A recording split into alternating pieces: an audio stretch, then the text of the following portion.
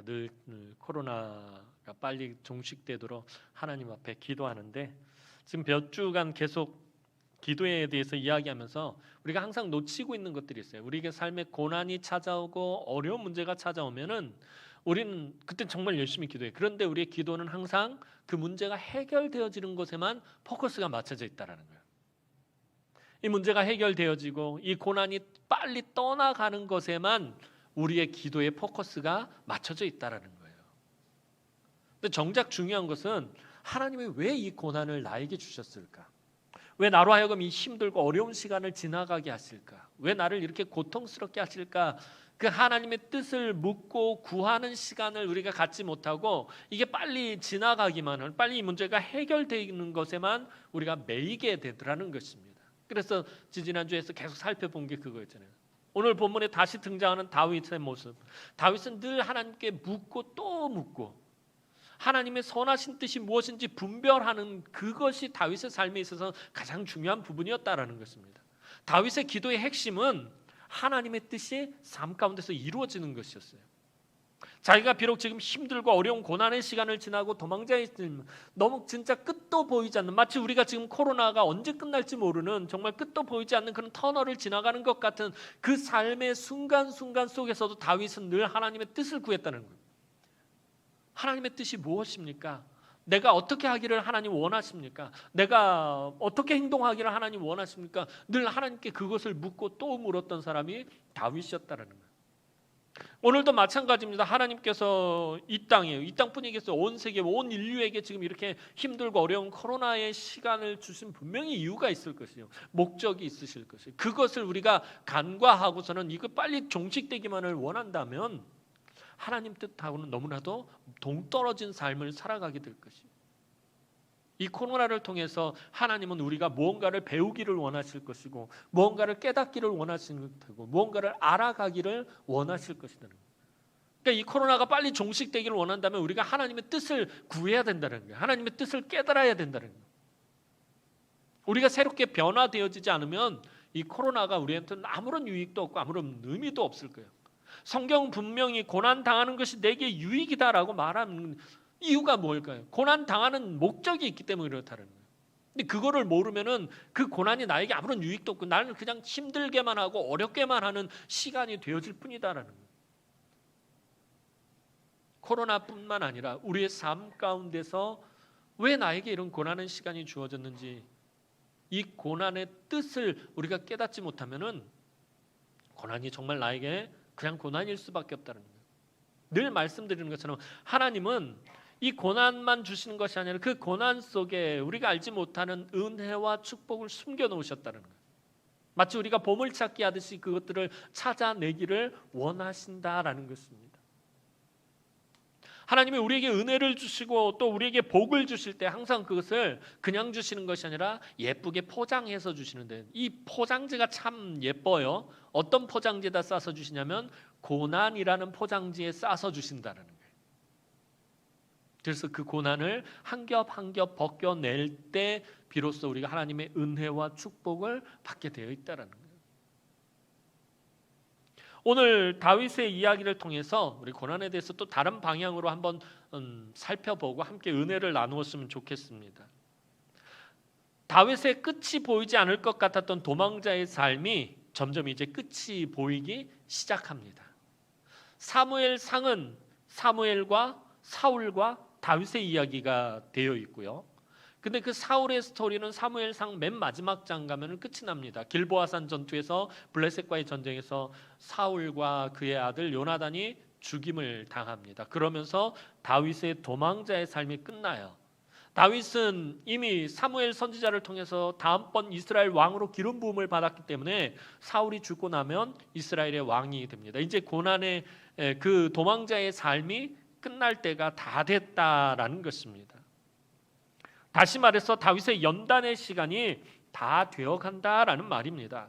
앞선 본문들에서, 그러니까 오늘 우리가 잠깐 살펴본 이 사무엘상 26장 앞에 보면 25장, 24장 본문에 어떤 이야기들이 있었냐면은 24장에서는 여러분들이 잘 아시는 것처럼 전에 한번 설교했던 엔게디 동굴에서 다윗이 사울을 죽일 뻔했지만 다시 살려준 스토리가 24장에 기록이 되어 있어요. 자기를 힘들게 하고 고통스럽게 하고 자기를 정말 비참하고 서럽고 억울하게 만드는 그 도망자의 삶의 단초가 되었던 사울, 그 사울을 죽이지 않고 목숨을 살려주는 이야기가 사무엘상 24장에 기록되어 있고요.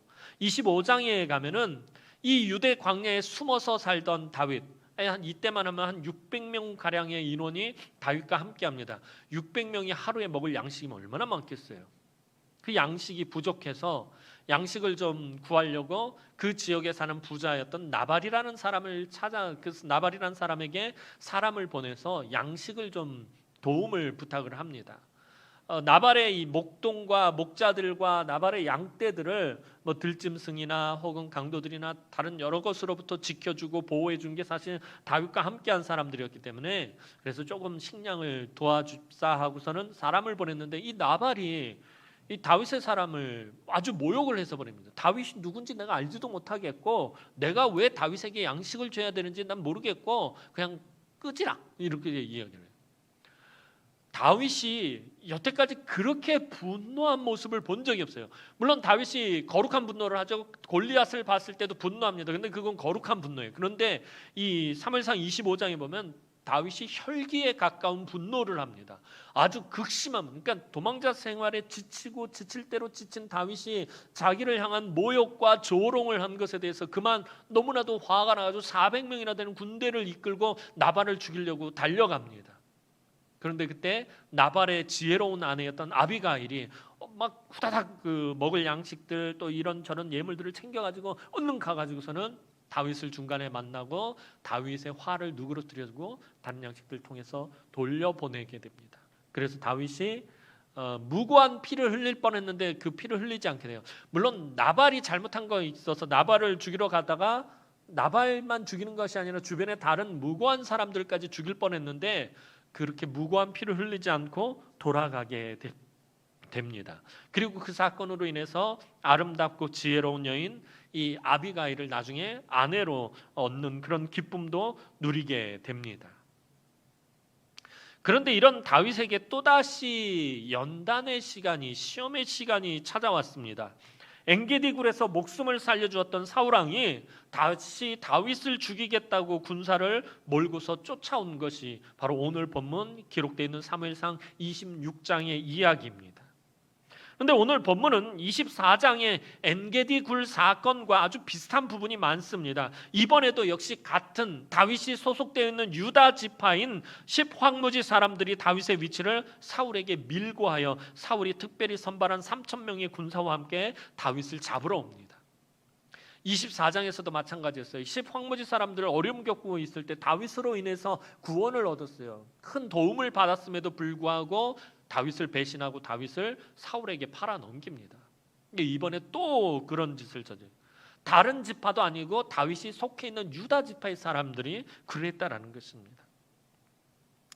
사울을 죽이고 길고 길었던 이 갈등의 종지부를 찍을 수 있는 기회를 다윗이 또다시 얻었고 사울을 죽일 수 있는 기회를 또다시 얻었고 다윗의 주변 사람이 사울을 죽이라고 권면하였지만 다윗이 하나님의 기름 부음 받은 사울을 죽이기를 거부하면서 또다시 사울을 살려줍니다. 이건 사무엘상 24장 엔게디 굴 사건과 동일한 구조를 가지고 있어요. 그럼 이 이야기를 오늘 다시 한번 또 자세하게 살펴보도록 하겠습니다. 이제 사울은 3절 말씀을 보면 다윗을 잡기 위해서 10황무지 사람들이 다윗이 여기 있습니다. 왕이여 빨리 와서 다윗을 잡아 죽이십시오.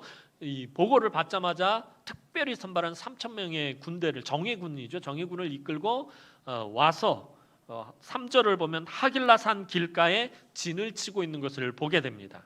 이 하길라산 길가는 요새와 같은 지형으로 높은 곳에 있어요. 그래서 주변을 내려다보면서 누가 이쪽으로 오는지 그것을 살필 수 있는 아주 좋은 위치였습니다.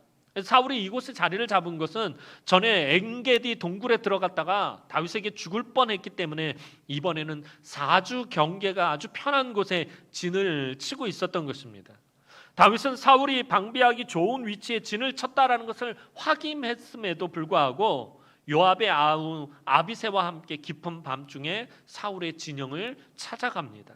근데 오늘 본문에서 다윗과 함께 갔던 이 아비새는 다윗의 친척이며 큰 용맹과 장수로서의 능력을 갖춘 다윗의 용사로 그 이름이 기록된 아주 특별한 용사 중에 한 사람이었습니다. 다윗 밑에는 아주 엄청난 용사들이 많았는데 그 중에서 꽤 이름이 알려진 유명한 용사였습니다. 싸움도 잘하고 아주 특출나게 싸움도 잘하고 용맹하고, 오늘 본문 보면 그러잖아요.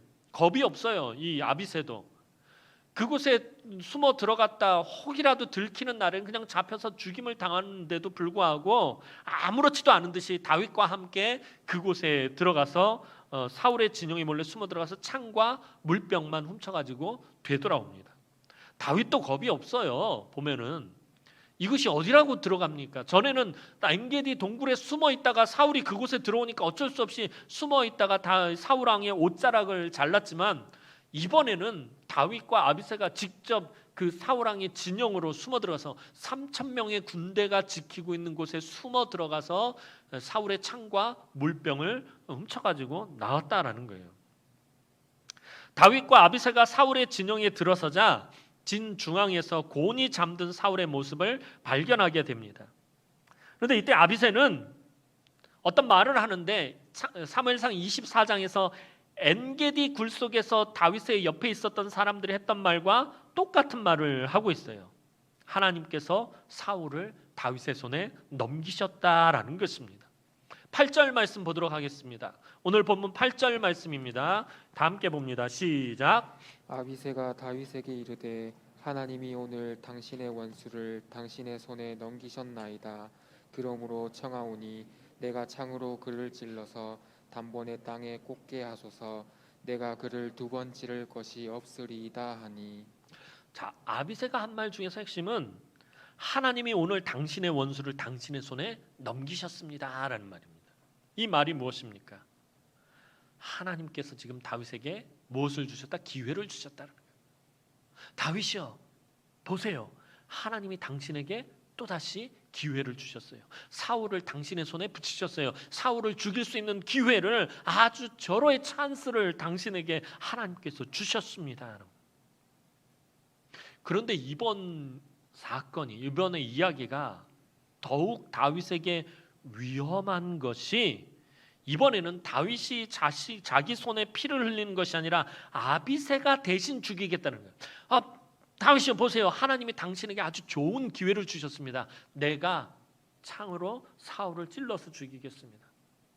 이건 뭐 여러 번 할 필요도 없이 내가 단번에 사울을 죽일 수 있습니다. 아까 말씀드렸던 것처럼 아비새는 싸움에 능한 아주 굉장히 용맹한 용사라고 그랬어요. 잠들어 있는 사울 하나 죽이는 거 그냥 너무나도 쉬운 일이었다라는 것입니다. 제가 하겠습니다라고 다윗에게 말하고 있어요. 만약에 이것이 하나님의 뜻이 아니라면 벌을 받아도 자기가 받게 되니 자기가 죽이게 해달라고 다윗은 아비새에게 속삭이는 거예요. 하나님이 주신 기회인데 만약에 다윗이요, 이게 하나님 뜻이 아니라면 당신이 아니라 내가 죽인 거니까 벌을 받아도 내가 받지 당신은 받지 않을 겁니다. 그러니까 죽이게 해주십시오라고 그렇게 지금 속삭이고 있는 거예요.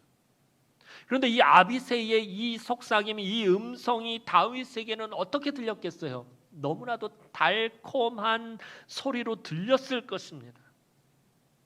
하나님의 기름 부음 받은 자를 자기가 죽이는 것이 아니라 아비새가 죽이는 거예요. 지금 다윗에게는 철저한 원칙이 있어요. 하나님의 말씀대로 하는데, 그런데 하나님께서, 당신께서 기름 부음 받은 자를 다른 사람이 죽이는 걸 하나님 싫어하시고 원하지 않는다라는 걸 다윗이 알고 있기 때문에 여지까지 자기가 사울을 죽이지 않았다는 거예요. 그런데 자기가 죽이는 게 아니라 자기 부하 장수인 아비새가 죽이는 거예요. 만약에 나중에 이 사실이 온 백성이 알게 되더라도 백성들이 볼 때 이건 다윗이 죽인 게 아니라 다윗의 장수가, 부하 장수가 죽였다라는 거예요. 다윗에게는 아무런 문제될 것이 없어요. 잘만 하면 손 안 대고 코를 푼 격이 될 수 있습니다. 내 손에 피를 안 묻힌다는 거예요. 이 지긋지긋한 도망자 생활을 마감할 수 있는 너무나도 좋은 기회가 찾아온 것이에요. 다윗의 이야기하면서 이 도망자의 삶이 얼마나 비참했는지에 대해서는 여러 번 말씀드렸어요.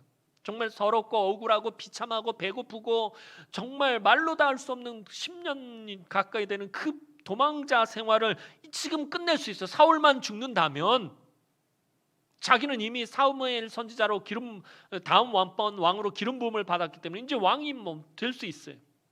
이 고난의 시간이 끝나버린단 말이에요. 이 지겨운 고난의 지긋지긋한 고난의 시간이 후다닥 끝나버린단 말이에요. 게다가 똑같은 사건이 2번 발생했어요. 그죠? 엔게디 굴에서 한 번 사울을 죽일 수 있는 기회가 있었지만 살려줬단 말이에요. 이건 하나님 뜻이 아니다. 그런데 똑같은 사건이 한 번 또 발생을 했어요. 똑같은 기회가 2번이나 찾아왔다라는 것은 너무나도 확실한 하나님께서 주신 기회처럼 보였을 거예요.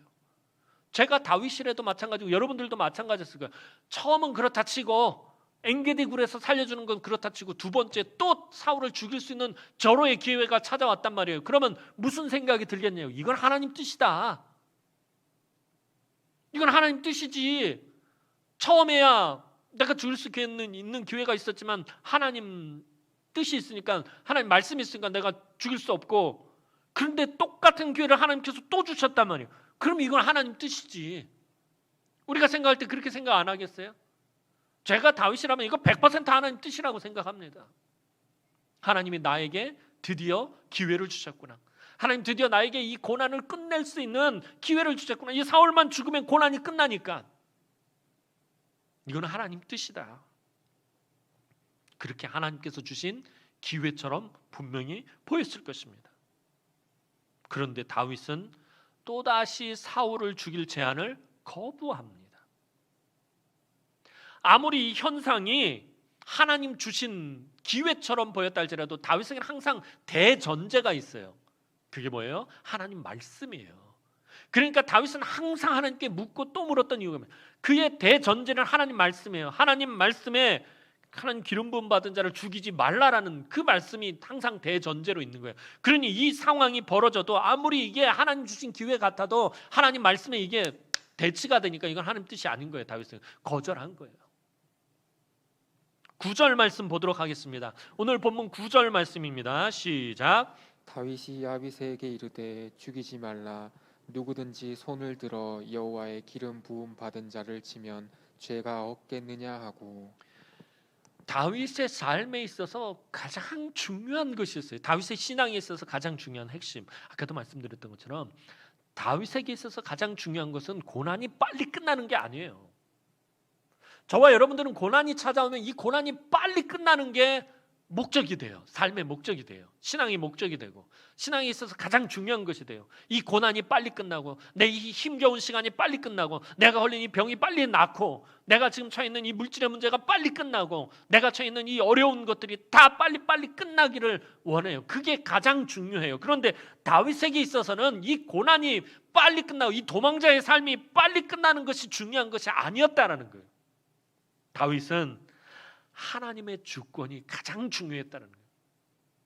하나님의 주권에 사울과의 모든 문제를 철저하게 맡겨버렸다는 거예요. 하나님 손에 이 모든 문제들을 다 맡겨드렸다는 거예요. 지금 누가 봐도, 어떤 사람이 봐도 하나님이 허락하신 것 같은 기회임에도 불구하고 똑같은 상황이 2번 발생했어요. 이건 누가 봐도 하나님 주신 기회잖아요. 누가 봐도 하나님 주신 찬스예요. 내가 지금 어려움을 겪고 있지 않다라면 이게 별 문제가 될 거 없어요. 아직 한 번 더 살려주지. 그런데 내가 지금까지 너무 괴로움을 당했고 고통을 당하고 고난을 당해왔어요. 사울만 죽는다면 이 모든 게 지금 끝나는 상황이에요. 그렇다면 이거 하나님 주신 뜻이지. 누가 봐도 이건 하나님이 허락하신 기회인데 불구하고 하나님께 사울과 관련한 모든 것을 다 넘겨버려요. 다시 말해 하나님 주권에 내 삶의 모든 고난의 문제들을 다 넘겨버렸다는 거예요. 다윗은 반드시 이 문제를 하나님께서 매듭 지으실 것이라고 고백해요. 하나님께서 기름 부음 받은 자이기 때문에 하나님께서 이 문제를 해결하실 것이라는 거예요. 굳이 내가 하지 않아도 하나님이 하실 것이다. 그래서 하나님께 다 넘겨버려요. 10절 말씀 보도록 하겠습니다. 오늘 본문 10절 말씀입니다. 오늘 본문 10절 말씀 보겠습니다. 시작. 다윗이 또 이르되 여호와께서 살아 계심을 두고 맹세하노니 여호와께서 그를 치시리니 혹은 죽을 날이 이르거나 또는 전장에 나가서 망하리라. 다윗은 자신이 손을 대지 않아도 하나님께서 그가 병에 걸려 죽거나 전쟁에 나가 죽게 하실 것이다라고 그렇게 말하고 있습니다. 다윗은 사실 무의식 중에 지금 사울이 블레셋과의 전쟁 중에 길보아 산에서 죽을 것을 예고하기까지 합니다. 하나님의 주권, 지금까지 다윗이 살아오면서 수도 없이 체험했고 목격했고, 이번에 다윗은 다시 한번 아까 말씀드렸던 앞에 어떤 사건을 통해서 하나님께서 일하시고 하나님께서 역사하시고 하나님께서 간섭하시고 하나님의 주권적인 섭리하심이 있다라는 것을 압니다. 다윗은 25장에서 하나님께서 자기를 모욕하는 대적 나발을 심판하시는 것을 목격합니다. 사무엘상 25장 38절에서 39절 말씀 보도록 하겠습니다. 우리 다 함께 읽습니다. 시작. 여호와께서 나발을 치심에 그가 죽으니라. 나발이 죽었다 함을 다윗이 듣고 이르되 나발에게 당한 나의 모욕을 갚아주사 종으로 악한 일을 하지 않게 하신 여호와를 찬송할지로다. 여호와께서 나발의 악행을 그의 머리에 돌리셨도다 하니라. 하나님께서 나의 모욕을 대신 갚아주셔서 다윗으로 악한 일을 하지 않게 하셨다라고 다윗은 그렇게 고백을 합니다. 자, 보세요. 아까 말씀드렸던 것처럼 다윗은 나발에게 악을 행하지 않았어요. 선을 베풀었어요. 그런데 나발이 다윗에게 악으로 갚았어요. 다윗에게 해를 끼쳤어요. 그래서 다윗이 그 나발을 죽이기 위해서 가다가 중간에 그가 아비가일을 만나고 돌아오게 되었다라고 말씀드렸어요. 나발을 죽이는 것, 다윗이 나발에게 해를 끼치지 않고 나발이 다윗에게 악을 끼친 그 나발을 죽이는 일조차도 다윗은 악한 일이라고 생각을 한 거예요. 하나님께서 나로 하여금 그런 악한 일을 저지르지 않게 하셨다. 무슨 얘기냐면은 하나님의 주권을 내가 침범하는 죄를 범하지 않게 하셨다라고 하나님을 찬양하고 있는 거예요. 우린 그렇게 생각해요. 만약 우리가 다윗 입장이라면 나발 같은 사람, 정말 악한 사람, 그 25장을 보면요, 나발 정말 악한 사람이에요. 그 악한 사람을 죽이는 일조차도 악한 일로 여기는 거예요. 하나님 주권을 침해하는 일로 다윗은 여겼다라는 것입니다. 자기가 하지 않았더니 어떻게 해요? 하나님께서 하셨다는 거예요. 하나님께서 대신 나발의 악행을 갚으셨다는 거예요. 그 사건이 있은 지 열흘도 안 돼서 나발이 죽습니다. 하나님께서 모든 일을 처리하시는 것을 다윗이 다시 한번 봅니다. 그 사건을 통해서 다윗이 깨달은 게 뭐예요? 하나님 주권이에요. 내가 하나님의 주권을 철저히 인정하고 존중하고 그 하나님의 주권을 붙들면 하나님이 다 알아서 하신다는 거예요. 다윗은 하나님의 주권에 모든 것을 맡기는 그런 리더십을 부하들 앞에서 보여줍니다. 그리고 오늘 본문을 보면 다윗은 자신이 사울을 얼마든지 죽일 수 있다라는 증거로 사울의 물병과 창을 취해서 사울의 진영을 빠져나갑니다. 그런데 그 옆에 같이 왔던 아비새, 다윗과 함께 목숨을 걸고 사울의 진영을 찾아 들어갔던 아비새는 도저히 이런 다윗의 행동을 이해할 수 없었을 것입니다. 아비새는 아주 용맹한 사람이기는 했지만 하나님의 뜻을 분별하지는 못하는 사람이었어요. 하나님의 주권을 잘 모르는 사람이었어요. 자기의 주군인 이 다윗이 얼마나 하나님의 주권을 인정하는 사람인지에 대해서 제대로 이해를 하지 못하고 있었던 거예요. 그러니 다윗의 이 행동이 이해가 될 수 없는 거예요.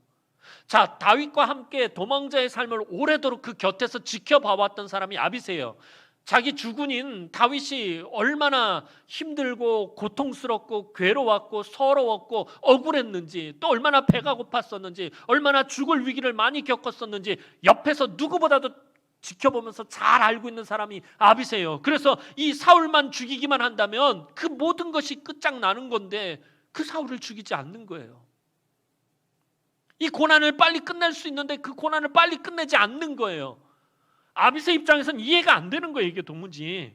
아무리 생각을 해도 자기가 볼 때는 이번이 하나님이 주신 너무나도 좋은 기회인데, 이거 하나님 뜻인데 왜 사울을 살려주는 것인지 도무지 이해할 수 없었을 것입니다. 영적인 리더들은요, 종종 다윗처럼 하나님만 의지함으로써 다른 사람들이 이해하지 못할 일을 때로는 해야 하기도 합니다. 왜냐하면 하나님의 일은 사람을 이해시키는 것이 목적이 아니기 때문이에요.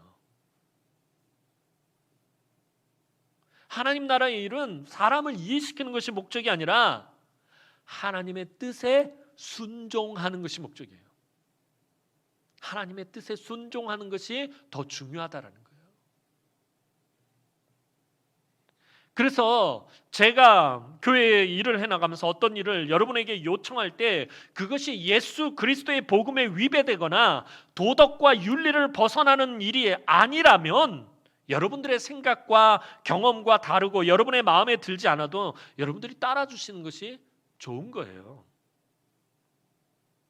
그리고 여러분들은 제가 하나님의 뜻을 잘 분별할 수 있도록, 오늘 다윗처럼 하나님의 뜻을 잘 분별할 수 있도록 끊임없이 저를 위해서 기도하셔야 돼요. 저뿐만 아니라 교회를 이끌어가는 영적인 리더들, 우리 장로님들, 또 아이들을 가르치는 교사들, 우리 교역자들, 또 각 전도의 임원들, 하나님의 뜻을 정말 제대로 분별할 수 있도록 여러분들 그 교회의 리더들을 위해서 기도해야 돼요. 구역장들, 그런 분들을 위해서 여러분들 기도하셔야 돼요. 여러분들이 저 위에서 하나님, 우리 담임 목사님 하나님의 뜻을 잘 분별해서 하나님의 말씀을 잘 전달할 수 있게 그렇게 여러분들 기도해 주셔야 돼요. 하나님, 우리 담임 목사는 헛소리하지 않게 해주십시오. 여러분들 기도해 주셔야 된다니까. 여러분들이 기도하지 않으면요, 이 앞에서 제가 헛소리해요, 진짜로.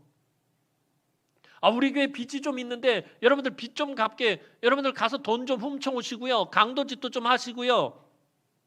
여러분들 이런 말은 절대로 여러분들 들으시면 안 돼요. 아니, 평소에는 순종도 안 하신다니 왜 이 말엔 또 순종들 하시려고 그래요? 표정이. 제가 엉뚱한 소리 하면요, 여러분들 그런 것 좀 들으시면 안 돼요. 여러분들 백신 맞으시면 안 됩니다. 백신 맞으면요, 이 백신을 이 미국에서 조종을 해가지고 여러분들의 영혼을 다 조종해서 마음대로 하신대. 그런 절대로 백신 맞으면 안 돼요. 이런 헛소리 하면요, 여러분들 들으시면 안 돼요. 예수 그리스도의 복음과 하나님의 말씀, 철저하게 그 말씀을 주장한 여러분들에게 증거하는 것 외에는 여러분들이 들으실 필요 없어요. 그러나 제가 하나님의 말씀을 증거하는 것들은 여러분들의 마음에 맞지 않고 여러분들의 생각이 다르고 여러분들의 귀에 닿지 않다 할지라도 여러분들 철저하게 들으셔야 돼요. 귀 기울이셔야 돼요. 그리고 아까 말씀드렸던 것처럼 저와 교회의 리더들을 위해서 여러분들 기도하셔야 돼요. 다윗처럼 하나님의 뜻을 정말 잘 분별할 수 있도록 여러분들 기도하셔야 돼요. 앞에 선 리더들이 하나님의 뜻을 분별하지 못하면요, 그 공동체는 망하는 거예요. 그리고 거기서 더 나아가서 여러분들이 기도할 건 우리나라 지도자들을 위해서 기도해야 돼요. 대통령을 위해서, 여야 지도자들, 여당이고 야당이고 그런 거 가리면 안 돼요. 이 땅의 지도자들을 위해서 여러분들 기도해야죠. 정치, 경제, 교육, 사회, 문화, 모든 곳의 지도자들을 위해서 여러분들 기도하셔야 돼요. 아프가니스탄, 아까 우리 장로님 참 불쌍해하면서 기도했는데 왜 미군이 아프가니스탄에서 철수하셨는지 아세요? 이 아프가니스탄이 썩을 대로 썩었어요. 미국이 진짜 지원한 그 무기만 해도 수십조 원이 넘어 엄청나게 많은 무기를 지원했는데 이 아프간 군대가 얼마나 썩었는지, 대통령도 얼마나 기가 막히잖아요. 국민을 한 사람이라도 더 피난시키는 게 아니라 그 헬기에다가 자기 자동차, 재산 다 들고 날르려고 그 생각만 하고 있고, 군대가 얼마나 썩었는지 미군이 지원해준 무기를 다 반군에 팔아먹었어요. 지금 반군이 들고 오는 무기들 보면요, 최신식 미군이 가지고 있는 무기들 다 들고 지금 몰려오고 있다는 거예요. 미국이 답이 없는 거예요. 얘네들 아무리 도와줘봐야 소용이 없겠다는 거예요. 그 미국의 최신식 최고 무기들을 다 팔아먹었어요. 그 반군한테. 이게 제정신들이에요? 아닙니다. 뭔 얘기하다가 여기까지 왔나? 제 얘기하려다 그러구나. 그러니까 여러분들 저를 위해서 기도하셔야 돼요. 우리 리더들을 위해서, 교회 장로님들을 위해서. 좀 아프간의 그 리더들처럼 제가 그러면요, 우리 교회 망하는 거잖아요. 저뿐만 아니라 우리 장로님들, 우리 교사들, 구역장들, 각 전도의 임원들,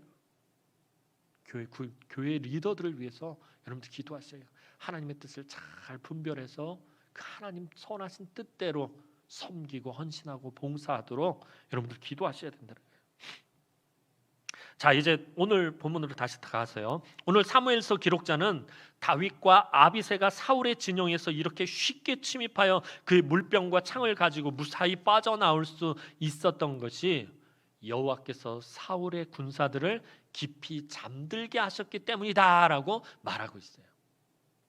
3,000명이나 되는 군사들을 하나님께서 깊이 잠들게 하셨어요.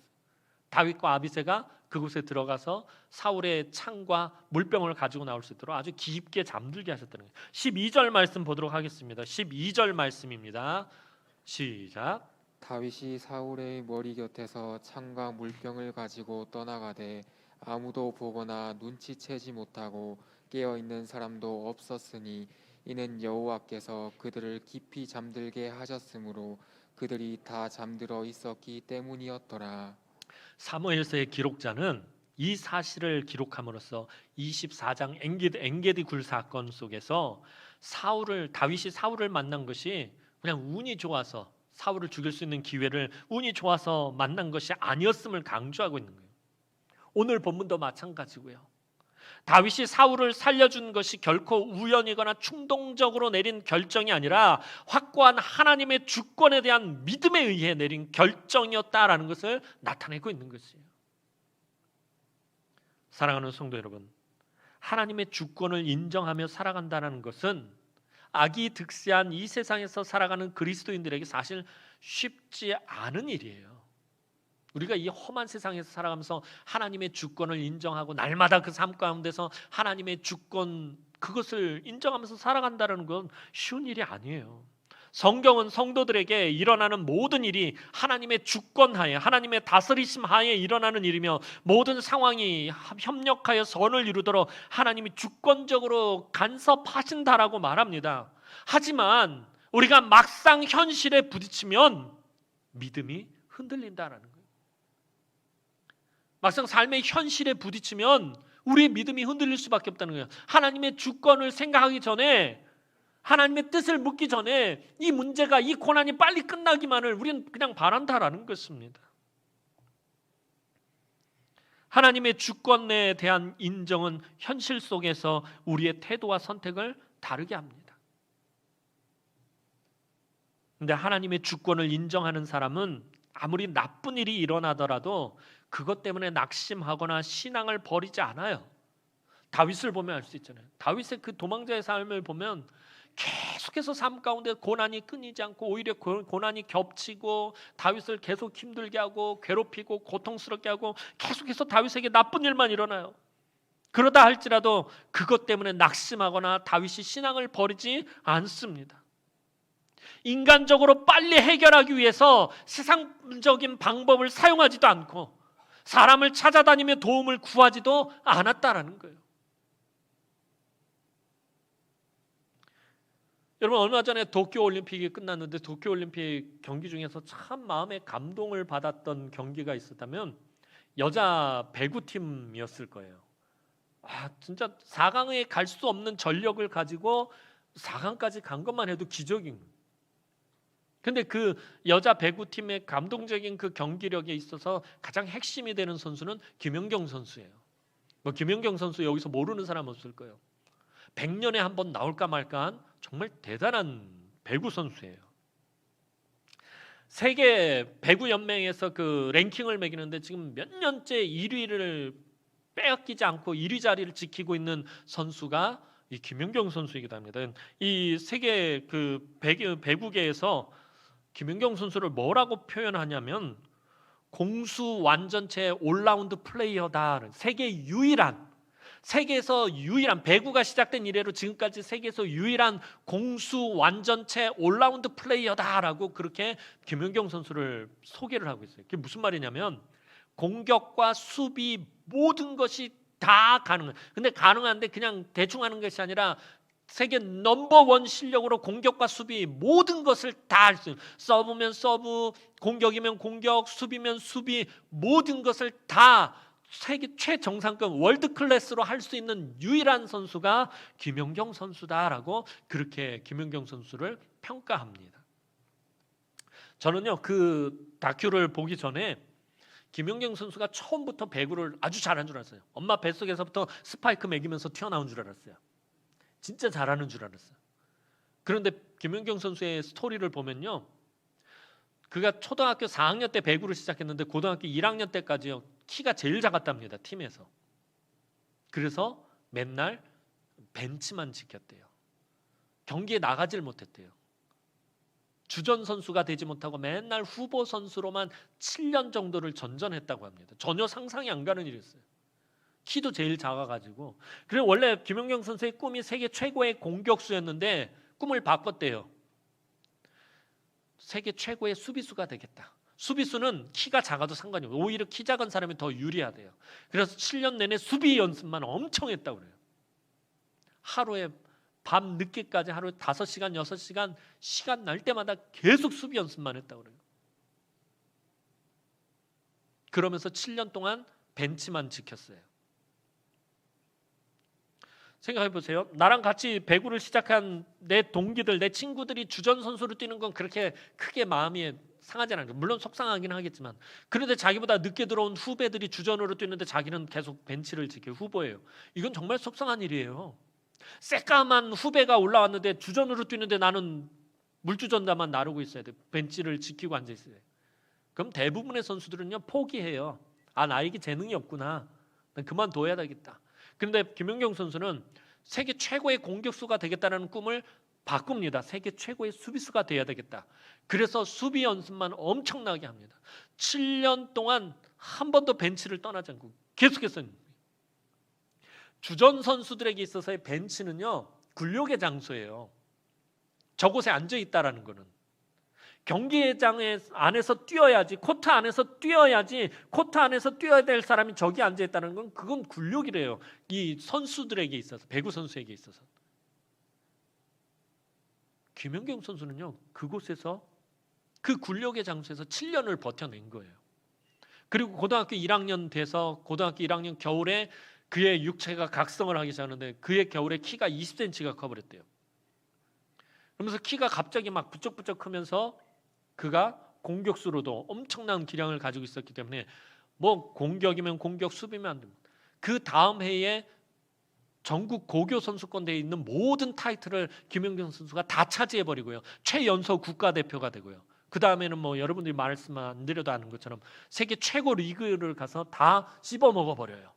맨 처음에 일본 가서 일본의 꼴찌팀이 이제 막 강등되는 팀을 가지고 25연승이라는 아주 지금도 깰 수 없는 그런 기록을 세우면서 우승을 시켜버리고요. 터키로 가가지고 터키 리그를 다 제패해버리는 세계 최고의 선수가 돼버려요.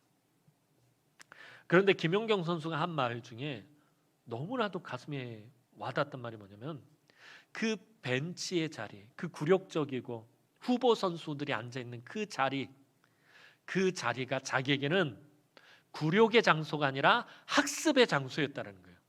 자기가 배구를 배울 수 있는 학습의 장소였다는 거예요. 자기가 그곳에서 배울 수 있는 모든 것들을 다 배우고 다 습득했다는 그 7년 동안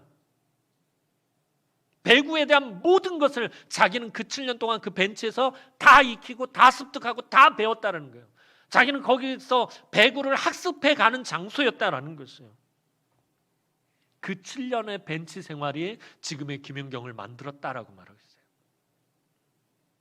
제가 뭐 지금 김연경 선수를 위대한 선수 이걸 밝히고자 말씀드리는 게 아니라 그 벤치가 마치 오늘 우리에게 고난의 장소와 같다라는 것이에요. 우리는 그 고난이 빨리 끝나기를 바라고요. 이게 안 그러면 그냥 포기해 버리잖아요. 여러분들 이 고난은 김연경 선수에게 있어서 벤치와 같은 것이에요. 저와 여러분들이 하나님의 은혜를 체험해가는 장소예요. 하나님을 알아가고 하나님을 배워가고 하나님을 학습해가고 하나님을 체험해가는 장소가 바로 그 벤치, 바로 그 고난의 장소라는 거예요. 그러니 이 고난이 빨리 끝나는 것 이게 우리의 목적이 되어서는 안 된다는 거예요. 그 고난을 통해서 우리가 하나님께서 우리에게 배우기를 원하는 것, 우리가 알아가기를 원하는 것도 빨리빨리 우리가 체크해 가야 되는 거예요. 여러분들 고난이 빨리 끝나기를 원하십니까? 그럼 하나님의 뜻을 물으셔야 돼요. 하나님을 만나야 돼요. 그 고난의 장소에서 하나님에 대해서 배워가야 돼요. 하나님에 대해서 알아가야 돼요. 하나님의 은혜와 능력을 체험해야 돼요. 그렇지 않다면 우리는 아무것도 될 수가 없는 거예요. 어떤 사람이 영적으로 얼마나 성숙한지는 시험을 통해서 점검될 수 있어요. 우리 자녀들에게 왜 시험이 필요해요? 공부를 얼마나 했는지 그것을 알려주는 거예요. 우리의 신앙이 얼마나 성숙한지 시험을 통해서 점검되고 검증할 수 있어요. 아무리 영적으로 성숙하다고 내가 자부하더라도 하나님이 그분의 목적 가운데 허락하신 시험에 실패한다면 그 사람은 영적으로 성숙한 것이 아니에요. 오늘 본문에서 다윗에게 주어진 이 시험은 하나님의 주권에 대한 그의 믿음과 행동이 일치하는지 증명하기 위한 것이었어요. 우리가 시험을 당할 때는 그것을 하나님께서 허락하셨다는 것을 자꾸 잊어버리게 됩니다. 사탄이 우리를 넘어뜨리려고 자꾸 유혹하기 때문입니다. 시험을 만났을 때 이길 수 있는 유일한 길은 하나님의 말씀을 올바르게 묵상하고 내 삶에 그 말씀을 적용하는 것입니다. 예수님이 광야에서 사탄에게 시험당하셨을 때 하나님의 말씀으로만 이기셨기 때문에 우리 주님이 다른 것으로 이기지 않으셨어요. 오직 하나님의 말씀으로만 이기셨다는 거예요. 물론 사탄도 말씀을 가지고 우리를 유혹합니다. 그러므로 하나님의 말씀을 자기의 유익을 위해서 잘못 해석해서는 안 돼요. 아까 제가 예배 처음 시작할 때 묵상으로 읽어드렸던 시편 말씀처럼 주께서 사랑하시는 자에게 그 잠을 주시는 도다. 오늘도 피곤한 몸만 이끌고 내가 예배 나왔는데 하나님께서 나를 너무나 사랑하셔서 예배 시간에 잠을 주셔. 말씀을 오용하는 거예요. 말씀을 잘못 해석하는 거예요. 아비새가 이건 하나님이 주신 기회다라고 하나님의 말씀을 잘못 이해한 것처럼 하나님 나의 유익을 위해서 나의 만족함을 위해서 하나님의 말씀을 잘못 해석해서는 안 돼요. 말씀을 자기의 의도에 맞추어서 적용해서도 안 돼요.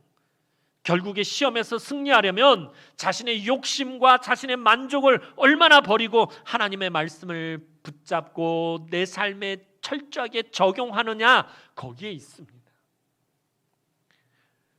오늘도 여러분들이 힘들고 어려운 시험의 시간을 지나갈 때, 오늘도 여러분들이 정말 고통스러운 고난의 시간을 지나갈 때 다윗처럼 하나님의 주권을 철저하게 인정하고 말씀을 붙드시기 바랍니다. 그리고 그 고난의 현장을 여러분들 믿음의 학습장으로 만드시기 바랍니다. 우리가 시험을 당할 때에 우리의 힘과 능력과 지식으로 벗어나는 것이 아닙니다. 하나님의 말씀의 은혜와 주권적인 능력으로 벗어나는 것입니다. 그런데 막상 시험을 당하면, 막상 고난이 찾아오면 하나님께서 계속해서 나를 도우실 것인가 하는 걱정과 두려움이 앞서게 됩니다. 이번에도 하나님 나를 도우실까? 이번에도 하나님 나를 지켜주실까? 이번에 하나님 나를 보호해 주실까? 내가 이번은 지난번과는 비교할 수도 없는 너무나도 힘들고 어려운 고난이 찾아왔는데 이번에 하나님 나를 버리시는 것 아닌가 하는 걱정과 두려움이 앞서게 됩니다. 그래서 하나님은 우리가 끊임없이 은혜와 능력을 체험하게 하셔요.